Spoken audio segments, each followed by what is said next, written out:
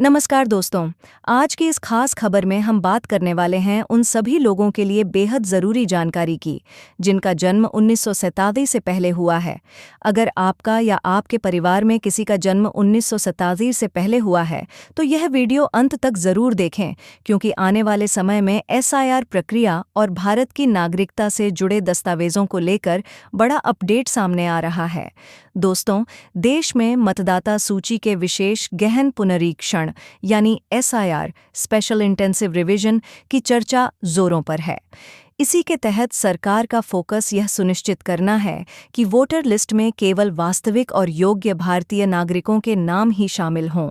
ऐसे में 1987 से पहले जन्मे लोगों के लिए कुछ अलग तरह के दस्तावेजों की मांग की जा सकती है, ताकि उनकी नागरिकता को लेकर कोई संदेह न रहे।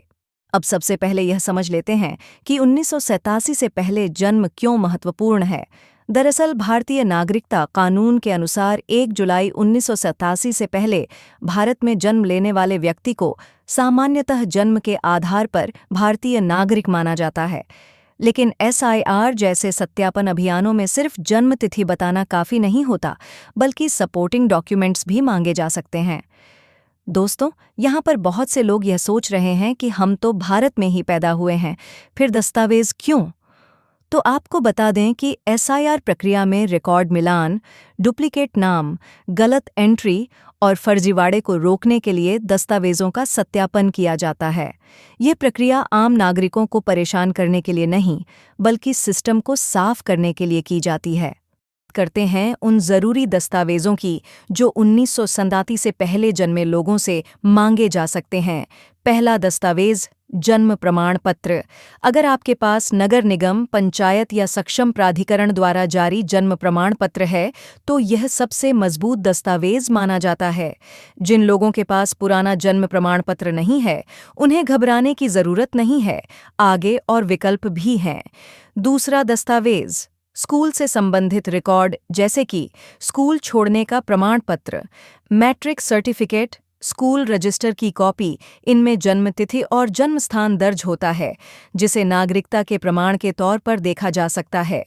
तीसरा दस्तावेज, पुराने सरकारी दस्तावेज जैसे पुराना राशन कार्ड, पुराना वोटर आईडी, सरकारी पहचान पत्र। अगर ये दस्तावेज कई साल पुराने हैं और लगातार इस्तेमाल में रहे हैं, तो ये भी सहायक साबित हो सकते हैं। चौथा दस्तावेज, माता या पिता के दस्तावेज जैसे माता पिता का पुराना वोटर आईडी, जमीन के कागजात, सरकारी सेवा रिकॉर्ड। इनसे यह साबित किया जा सकता है कि परिवार लंबे समय से भारत में रह रहा है। दोस्तों, यहाँ एक बहुत ज़रूरी बात समझना है। आधार कार्ड केवल पहचान का दस्तावेज है, नागरिकता का नहीं। इसलिए केवल आधार कार्ड के भरोसे न रहें। एसआईआर के दौरान आधार के साथ साथ अन्य दस्तावेजों की भी ज़रूरत पड़ सकती है। अब सवाल उठता है कि अगर किसी के पास ये दस्तावेज नहीं हों तो क्या होगा? तो दोस्तों, घबराने की ज़रूरत नहीं है।